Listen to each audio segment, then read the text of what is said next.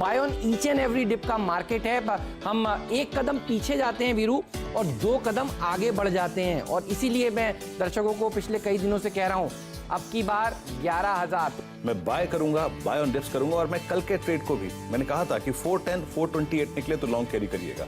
Stop loss थोड़ा सा wide रखूंगा, 306 या फिर 332 ये बेस जोन है, इसके पास रखिए। मुनाफे की तैयारी में हेमंत और वीरू ने जब बातचीत करी थी तो यही निष्कर्ष निकाला था कि अभी भी भारतीय बाजारों में खरीदारी करने का ही मन बनाना चाहिए।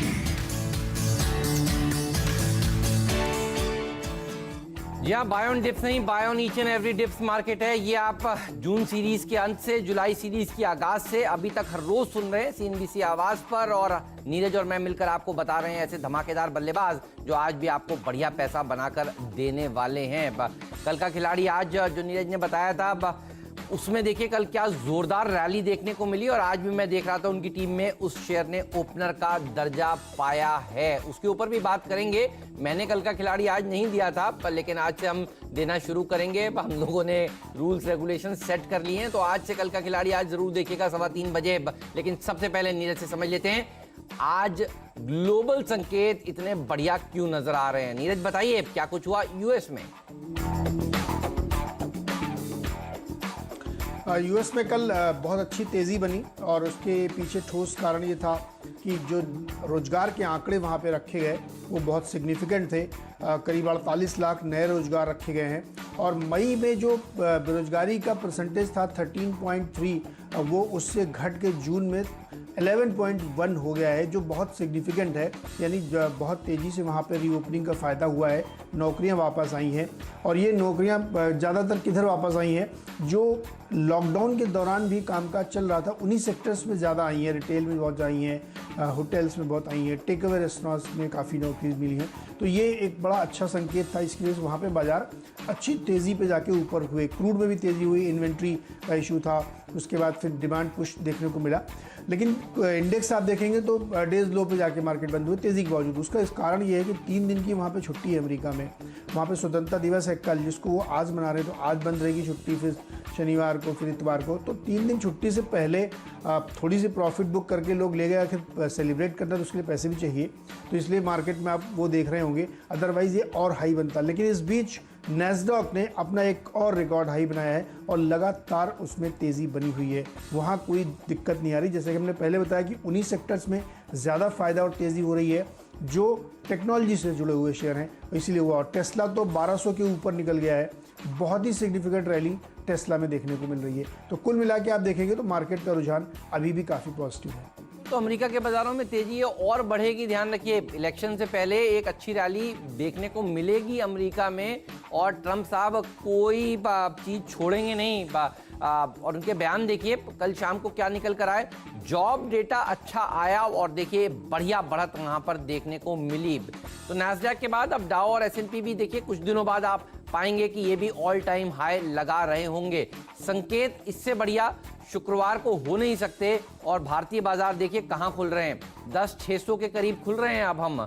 और जब 10,200 10,000 के करीब जब गए थे तब मैं आपसे कहता था खरीदने के अलावा कोई और विकल्प नहीं है। एक कदम पीछे जाते हैं, 2 कदम आगे बढ़ते हैं। और इस सीरीज में भी अगर आप देखें तो अब तक हमने बढ़त ही हासिल करी है। तो 11,000 की तैयारी हो रही है। एक बार फिर से आपको याद दिला दूं, अगर आप अभी भी पार्टिसिपेट नहीं कर पाए हैं तो जल्दी से मूड बनाइए, शेयर बाजार में आइए। इससे बढ़िया कोई और विकल्प नहीं है मार्केट में पैसा बनाने के लिए, और बाकी एसेट्स क्लास से ज़्यादा अच्छा प्रदर्शन ये बाजार दिखा रहा है। लेकिन हम राकेश झुनझुनवाला बिग बुल का बर्थडे भी सेलिब्रेट करेंगे। आज दिन भर सीएनबीसी आवाज़ पर 5 जुलाई को उनका जन्मदिन होता है, तो वो है रविवार को, लेकिन हम ब्रिंगिंग इन कर रहे हैं। तो आज राकेश झुनझुनवाला जी का एक सुपर एक्सक्लूसिव बयान भी आपको सुनाएंगे, और आपको मेरी टीम में आरजे के कुछ फेवरेट स्टॉक्स भी नजर आएंगे। आरजे ने कल एक बढ़िया इंटरव्यू दिया है, रमेश दमानी जो उनके बेस्ट फ्रेंड है उनको, और वो नेटवर्क जो हमारा है उन्होंने वो इंटरव्यू किया है, और वो पूरे नेटवर्क पर आपको दिखेगा। तो सीएनबीसी आवाज़ पर भी वो आपको इंटरव्यू नजर आएगा। और आशावादी हैं और बुल हैं शेयर बाजार के, तो उनका जन्मदिन हो तो और बाजार उनको सलामी ना दे ऐसा तो हो नहीं सकता। तो आज उनके जन्मदिन से पहले का ट्रेडिंग सेशन है, तो यहाँ पर एक अच्छी रैली देखने को मिलेगी। इसके अलावा नीरज रेल हम कल भी कह रहे थे जो लोग ऊपर खरीद रहे हैं चिंता मत करिए, रेलवे बोर्ड की बैठक हुई है कल देर शाम, पीयूष गोयल साहब के ट्वीट आए हैं, इस पर बात करने के लिए लक्ष्मण हमारे साथ जुड़े हैं और डिफेंस सेक्टर के लिए बहुत सारी बढ़िया खबरें कल बाजार बंद होने के बाद आई हैं। तो आरजे के बढ़िया स्टॉक्स, डिफेंस से जुड़ी हुई कंपनियां और रेलवे से जुड़ी हुई कंपनियां, ये तीन आपको फ्लेवर नजर आएंगे मेरे 10 शेयरों में। ये बताइए आपने टीम का चयन कैसे किया है? देखिए, मैंने तो डिफेंस और डिफेंस पूरे जो शेयर हैं वो डिफेंस के शामिल किए हैं। और चूंकि इतनी बड़ी खबर है, करीब 40,000 करोड़ की स्पेंडिंग की जा रही है। सही बात है। अलग अलग उसमें विमान खरीदे जा रहे हैं, मिसाइल सिस्टम खरीदे जा रहे हैं, रडार खरीदे जा रहे हैं, तो उसके अलावा कुछ नहीं। कल बड़ा आसान था मेरे लिए टीम बनाना, मैं तो मतलब 8 बजे टीम बना के फ्री हो गया था। मुझे मालूम है और मेरे लिए कुछ बचा नहीं था, उसके बाद मैं ढूंढ रहा था कोई डिफेंस की कंपनी बच जाए तो फिर मैं अपनी टीम में शामिल कर लूं। लेकिन आपने बहुत सही कहा, डिफेंस डिफेंस डिफेंस, आपकी टीम में हो या मेरी टीम में हो नीरज, क्या फर्क पड़ता है? दर्शकों का फायदा होता है, CNBC आवाज वो स्टॉक्स बता रहा है। तो एक काम करें नीरज, लक्ष्मण जी से शुरुआत कर लेते हैं, उनसे समझ लेते हैं कि डिफेंस के लिए बड़ी खबरें क्या निकल कर आई हैं, उनसे समझ लेते हैं कि रेलवे बोर्ड ने कल क्या बड़े फैसले लिए हैं। उसके बाद हम दोनों दनादन अपने स्टॉक्स बताएंगे और दर्शक उन स्टॉक्स में पैसा बनाएंगे। तो लक्ष्मण, गुड मॉर्निंग। सॉरी, आजकल हम आपको रोज सुबह सुबह उठा देते हैं। आप सोचिए हम लोग कितनी सुबह जल्दी उठते हैं और शुरुआत कर देते हैं स्टॉक 2020 के मुकाबले की। बताइए आप क्या पकड़ रहे हैं, ये सीमा पर क्या चल रहा है इस समय, और ये डिफेंस वाली खबर को दर्शकों को समझाइए प्लीज। देखिए, दरअसल मैं पिछले कई दिनों से नीरज जी को सुन रहा था और आपको कि ये जो चीन सीमा विवाद हुआ है, इससे जो घरेलू डिफेंस कंपनियां हैं उनके लिए एक बड़े फायदे की बात है।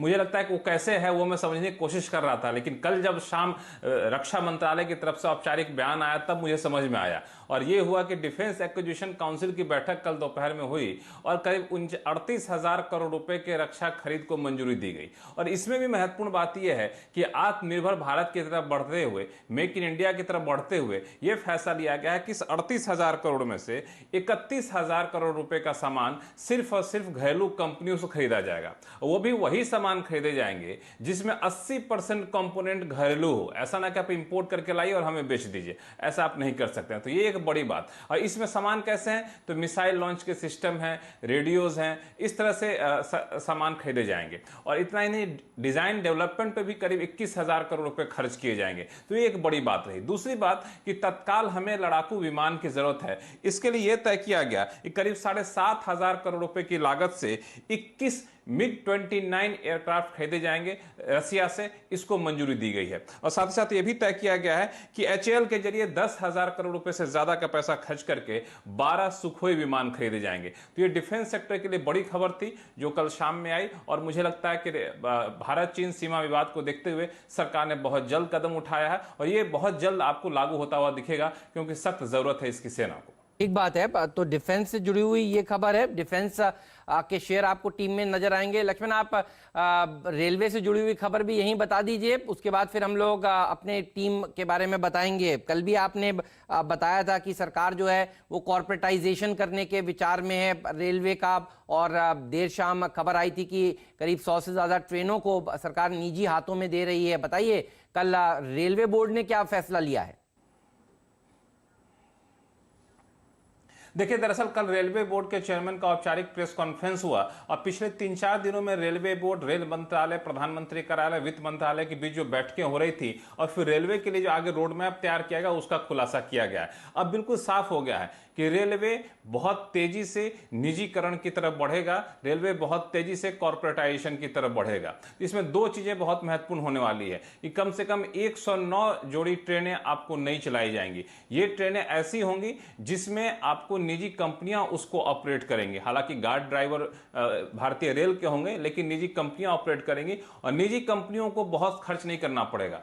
35 साल के लिए उनको कंसेशन पीरियड दिया जा रहा है कि आप 35 साल तक हमको बहुत ज्यादा मुनाफा नहीं दीजिए। हाँ, मुनाफे का एक हिस्सा जो सबसे ज्यादा हिस्सा देगा उसको बोली में हम ये ठेका दे देंगे। साथ साथ ये भी कहा गया कि उनको सिर्फ फिक्स्ड चार्जेस देने हैं, रेलवे को देने हैं। और इसमें 106 ट्रेनों जो की बात कर रहा हूं मैं, ये दरअसल हर ट्रेन के लिए 50 ट्रेनों को मतलब माना जा रहा है कि नए रैक वहां पर आएंगे ट्रेन के लिए। तो एक बड़ी बात है, सिग्नलिंग सिस्टम हो उसको भी दुरुस्त किया जाएगा, इलेक्ट्रिफाइड किया जाएगा, इस पर भी जोर रहेगा। जो रेलवे के प्रोडक्शन यूनिट है उसको कॉर्पोरेटाइज किया जाएगा। तो मुझे लगता है रेलवे बिल्कुल पूरी तरह से रिफॉर्म की तरफ आगे बढ़ गया है। बिल्कुल, आप हमारे साथ बने रहिए। तीसरी खबर जो आपकी ड्रेजिंग वाली है उसके ऊपर भी आगे बात करते हैं, लेकिन शुरुआत में देखिए रेलवे डिफेंस कंपनियां हम लोगों की टीम में हैं। लक्ष्मण जी के पास एक ड्रेजिंग और शिपिंग से जुड़ी हुई एक्सक्लूसिव खबर भी है, लेकिन नीरज आप शुरुआत करिए, अपने ओपनर्स बताइए पहले। देखिए मेरा ओपनर तो हमने वही रखा है, बैंको प्रोडक्ट्स, जो हमारा कल का खिलाड़ी आज था, और एक बहुत ही बेहतरीन कंपनी हमने चुनी थी जो कि ऑटो इंडस्ट्री सेगमेंट की है, कूलिंग और रेडिएटर्स बनाते हैं। और ये चुनने के पीछे वजह ये थी कि इसका जो वैल्यूएशन है वो चीपेस्ट है पूरे सेक्टर में, और सिर्फ चीपेस्ट ही नहीं कह रहा हूँ मैं, आप उससे कंपेयर करिए तो आधे से कम है, 1/4 के 7 के वैल्यूएशन में मिल रहा है। बाकी सारी कंपनियाँ कोई 17-18 से लेकर 40 तक में है, लेकिन ये बहुत सस्ता है और बहुत ही स्ट्रॉन्ग फुटिंग पे है। किसी भी गाड़ी में जिन लोगों के पास होंगी उस अंदाज़ा उनको होगा कि कूलिंग सिस्टम और रेडिएटर का क्या मतलब है। तो प्योरली इसकी बैलेंस शीट को देखते हुए मैंने इसको चुना। 0.9 के बुक वैल्यू पे अवेलेबल है, 22% का जो है डिविडेंड यील्ड है जो कि बहुत ज़्यादा है, और उसके अलावा प्राइस आपको बहुत नीचे दिख रहा है। जीरो डेट कंपनी है यहाँ पे। मुझे लगता है कि बैंको प्रोडक्ट मैंने जो कल चुना था बहुत अच्छी उसमें रैली बनी थी, ये रैली कंटिन्यू रहेगी।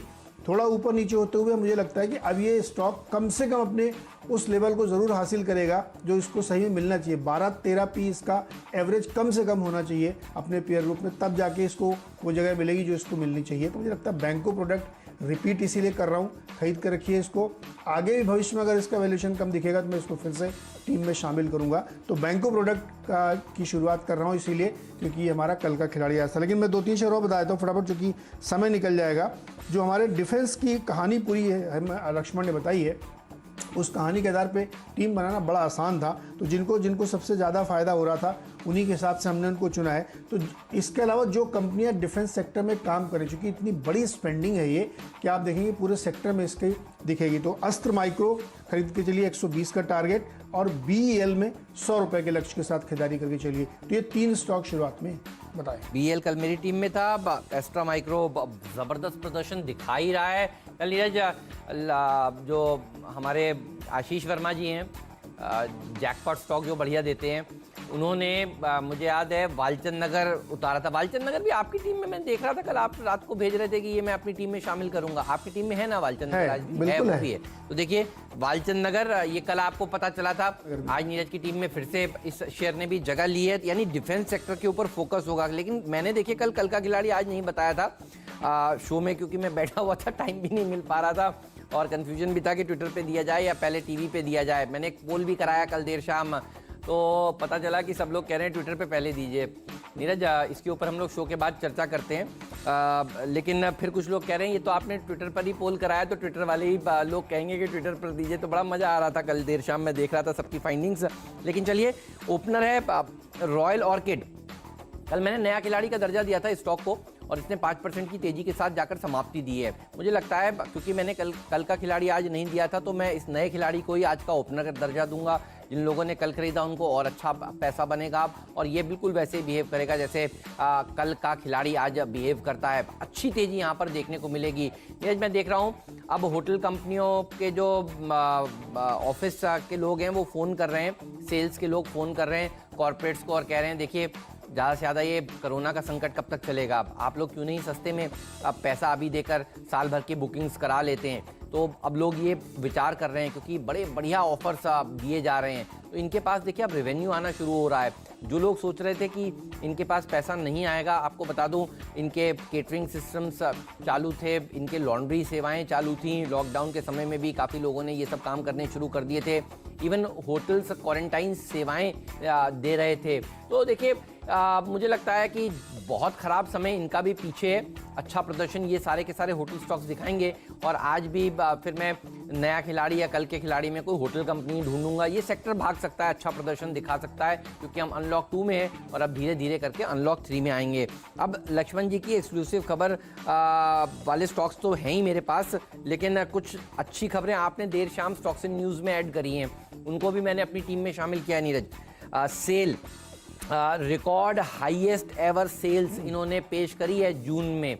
तो देखिए अब ये कंपनी जब बता रही है कि जून में सबसे ज़्यादा रिकॉर्ड बिक्री हुई है, तो मैं मानता हूँ कि ये जो चाइना वाला फैक्टर है, देखिए वो प्ले कर रहा है चाइना। और सरकार ने क्योंकि बहुत सारी एंटी डंपिंग ड्यूटी लगाई हुई है विदेश से इंपोर्ट होने वाले प्रोडक्ट्स के ऊपर, तो देखिए सेल जैसी कंपनियों को लाभ हो रहा है। ये छोटी टिकट साइज़ के शेयर हैं। अच्छा, लक्ष्मण जी ने कुछ दिनों पहले तो यहाँ बताया ही था घाटे वाले 3 प्लांट्स को ये सरकार बेचना चाहती है, तो ये सारी चीज़ें हैं जो इस शेयर को आगे लेकर जाने वाली हैं। रिकॉर्ड हाईएस्ट एवर सेल्स, आप शब्द देखिए अब क्या है, तो अब तक के सबसे बढ़िया आंकड़े जून में इन्होंने पेश किए, तो आज ये भागेगा। वैसे भी ग्लोबल मार्केट्स की सेहत बहुत अच्छी नज़र आ रही है। नोसिल ये इसलिए क्योंकि देखिए यहाँ पर प्रमोटर्स ने गिरवी रखे हुए शेयर छुड़ाए हैं, और केमिकल कंपनियों के ऊपर भी देखिए खूब एंटी डंपिंग ड्यूटी लग रही है। हाल ही में खबर ये भी लक्ष्मण जी ने ब्रेक की थी कि यहाँ पर रबड़ केमिकल के ऊपर जो सरकार है वो देखिए एंटी डंपिंग ड्यूटी जो है वो लगा सकती है। टायर के ऊपर देखिए लगती हुई नजर आई,